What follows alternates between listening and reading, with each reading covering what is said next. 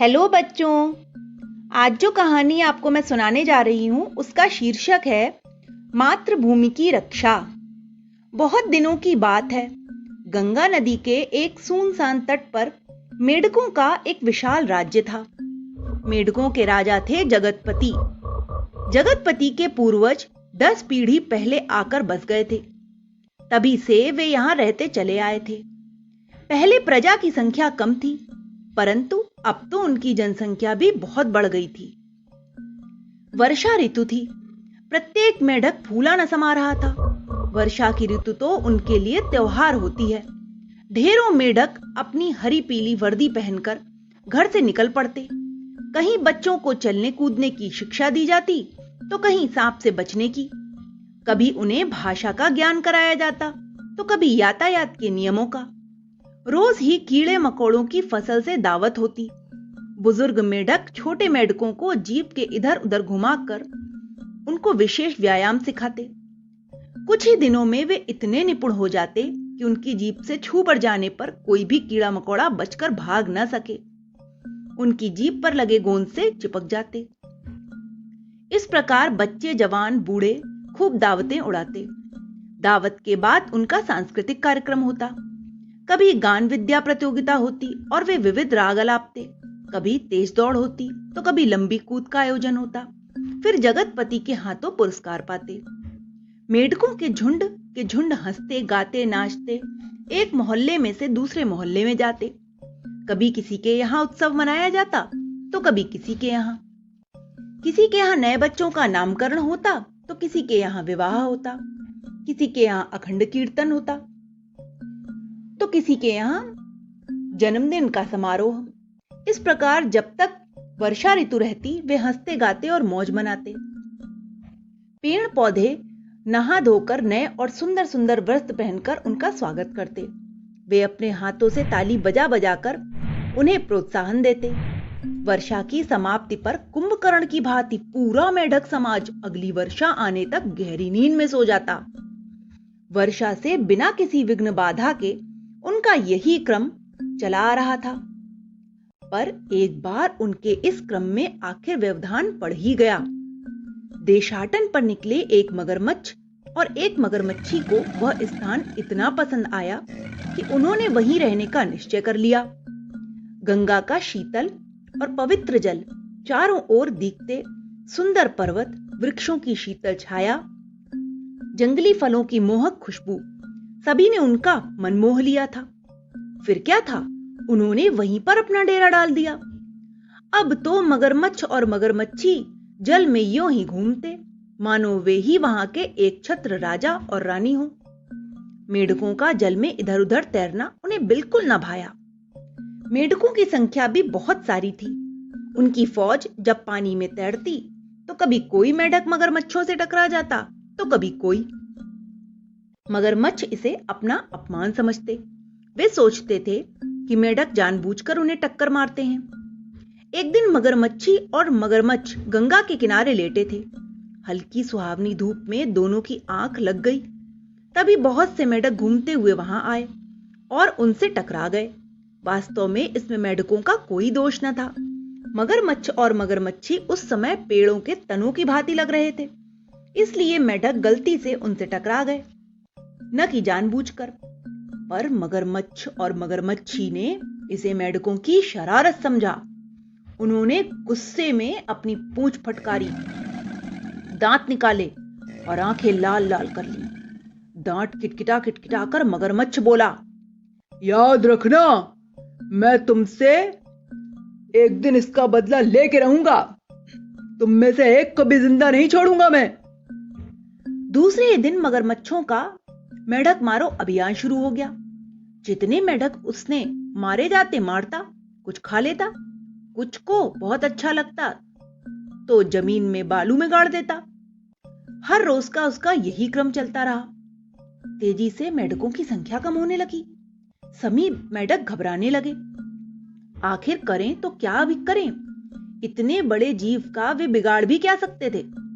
अब तो उन्हें एक ही रास्ता सूझता था कि अपने प्राणों की रक्षा के लिए वे वह जगह छोड़कर कहीं अन्यत्र चले जाएं। पर जगतपति इसके लिए बिल्कुल भी तैयार न था।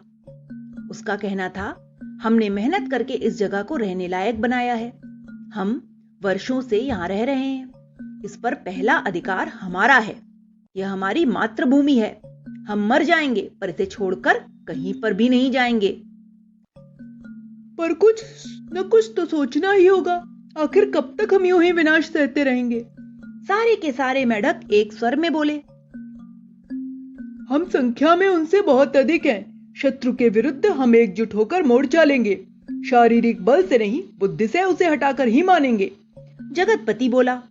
दूसरे दिन तड़के ही जगतपति ने अपने कुछ सहायकों को साथ लिया और मगरमच्छ से बात करने उसके पास पहुंचा। उसने अपने साथ लाया उपहार मगरमच्छ के सामने रख दिया और दोनों हाथ जोड़कर कहने लगा, मगरमच्छ जी, मैं आपसे कुछ बात करना चाहता हूं। पर मगरमच्छ ने उसकी बात अनसुनी कर दी। जगतपति सोचने लगा कि मगरमच्छ ने उसकी बात सुनी नहीं है, अतः वह दूसरी बार और अधिक जोर से बोला। मगरमच्छ ने गुस्से से आंखें तरेर कर हुंकार कर कहा, क्या है जल के कीड़े? जगतपति को यह बहुत बुरा लगा। आखिर आपको ऐसा नहीं कहना चाहिए। हम सभी एक दूसरे के साथ मिलजुल कर प्रेम से रहें, यही अच्छा है। भगवान की दृष्टि में सभी समान हैं, न कोई छोटा है और न बड़ा। मगरमच्छ गरजा, ज्यादा बढ़ चढ़ कर न बोल। आखिर किस बात में तू मेरे समान है? हर बात में, जगतपति बोला। मगरमच्छ बोला, लगाएगा शर्त? हां, जगतपति बोला। देख, ज्यादा घमंड न कर। हारेगा तो यहां से हमेशा के लिए भागता ही नजर आएगा। आप भी तो भाग सकते हैं, जगतपति धीरे से बोला। यह सुनकर मगरमच्छ का गुस्सा और भड़क उठा। वह बोला, दुष्ट, जुबान चलाता है। तो इतना तुच्छ है कि मैं समझ ही नहीं पा रहा कि तेरे संग क्या शर्त लगाऊं। अब जगतपति बोला, हम दोनों ही जल में रहने वाले जीव हैं। चलिए हम नदी में तैरने की शर्त रखें। जो तैरकर जल्दी ही ऊंचे पत्थरों पर चढ़कर बैठ जाएगा वही जीता हुआ माना जाएगा। मगरमच्छ को यह शर्त बड़ी मामूली मालूम लगी। वह सोचने लगा कि मेढक निश्चित ही हार जाएगा। तभी जगतपति पूछ बैठा, यह भी तो बताइए कि जीतने वाले को क्या मिलेगा? गर्व से अकड़कर मगरमच्छ बोला, जीतने वाला यहां रहेगा और हारने वाला को यहां से भागना पड़ेगा। तैयारी कर ले अब तू अपने पूरे कुनबे सहित यहां से भागने की। और देख, शर्त तो लगा गया है। कल यदि तू समय पर नहीं आया तो तेरी खैर नहीं। मैं जरूर आऊंगा। यह कहकर जगतपति अपने साथियों सहित वहां से लौट पड़ा। उसके सभी साथी हक्के बक्के थे। वे समझ नहीं पा रहे थे कि राजा जी को आखिर आज क्या सूझी कि ऐसी शर्त लगा आए।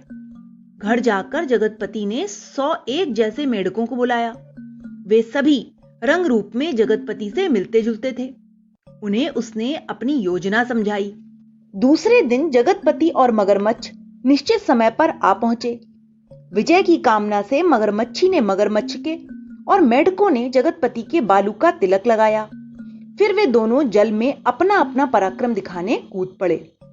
मगरमच्छ आराम आराम से तैर रहा था। वह मन ही मन में यह सोच सोचकर खुश हो रहा था कि आज सारे मेढक हमेशा के लिए यहां से चले जाएंगे। पर यह क्या? जैसे ही उसने आगे की ओर देखा, वह यह देखकर दंग रह गया कि जगतपति उसके आगे तैर रहा था। मगरमच्छ ने अपनी चाल बढ़ा दी, जिससे वह जल्दी से जल्दी पत्थरों की टेकरी पर चढ़ सके। पूरी तेजी से तैरता, हांफता मगरमच्छ रास्ते में यह देखकर चकित रह जाता कि जगतपति उसके आगे आगे ही तैर रहा है। यहां तक कि पत्थर की टेकरी पर भी उससे पहले ही चढ़ा हुआ मिला। मगरमच्छ का सिर शर्म से झुक गया। एक छोटे से जीव से वह हार गया था। जो अपने आप पर घमंड करता है और काम में लापरवाही बरतता है, उसे नीचा देखना ही पड़ता है। सफल वह होता है जो बेकार का घमंड नहीं करता, अपितु पूरे मन से काम करता है। अपने वायदे के अनुसार मगरमच्छ और मगरमच्छी दोनों ही गंगा का वह तट छोड़कर चुपचाप ही हमेशा के लिए वहां से चले गए। अपनी योजना सफल होती देख जगतपति आज बहुत खुश था। मगरमच्छ से जीत पाना मुश्किल था। उसने अपने ही जैसे रंग रूप वाले 100 मेढक जगह जगह पानी में अंदर ही की ओर छुपा रखे थे। वह पहले से ही पत्थरों के पास पानी में छिपकर बैठ गया था। मगरमच्छ को आते हुए देखकर जगतपति तेजी से छलांग लगाकर पत्थर पर चढ़ गया था। सभी मेढक इकट्ठा होकर जोर जोर से जगतपति की जय जयकार कर रहे थे। जगतपति कह रहा था, भाइयों, विपत्ति में कभी भी धैर्य नहीं खोना चाहिए। आपत्ति में रोने और परेशान होने से वह बढ़ती ही है, कम नहीं होती। यदि हम मुसीबत में धैर्य पूर्वक विचार करें, उसके अनुसार कार्य करें, तो निश्चित ही कोई न कोई हल तो निकलता ही है। मुसीबतें भला किस पर नहीं आया करती, पर जो साहस से, मनोबल से उनका सामना करता है, उसकी ईश्वर भी सहायता करता है, वही विजय पाया करता है। जगतपति ने देखा कि कुछ मेढक खुसर-पुसर कर रहे हैं। वह चौंका, कुछ समझा और फिर बोला, साथियों, हमने शत्रु को छलबल से जीता है, पर मातृभूमि की रक्षा करना नितांत आवश्यक है।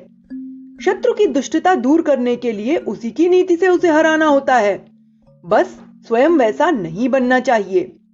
जगतपति का मंत्री कहने लगा, महाराज ठीक ही कहते हैं, यह हमारी मातृभूमि है। जो भी इस पर अपना अधिकार जमाना चाहेगा, हम उसके दांत खट्टे कर देंगे। जिस रीति से भी संभव होगा, शत्रु को भगाकर ही दम लेंगे। सभी मेढकों ने अपने राजा और मंत्री की बात का समर्थन किया तथा उन्होंने विजय की खुशी में शानदार दावत भी की। उस दिन तो वे खुशी के मारे फूले न समा रहे थे। सारे दिन उछलते कूदते, खाते पीते, धमा चौकड़ी मचाते रहे। तो बच्चों, इस कहानी से हमें यही शिक्षा मिलती है कि हमें सदैव अपनी मातृभूमि की रक्षा करनी चाहिए और विपत्ति के समय कभी भी धैर्य नहीं छोड़ना चाहिए। Okay, bye.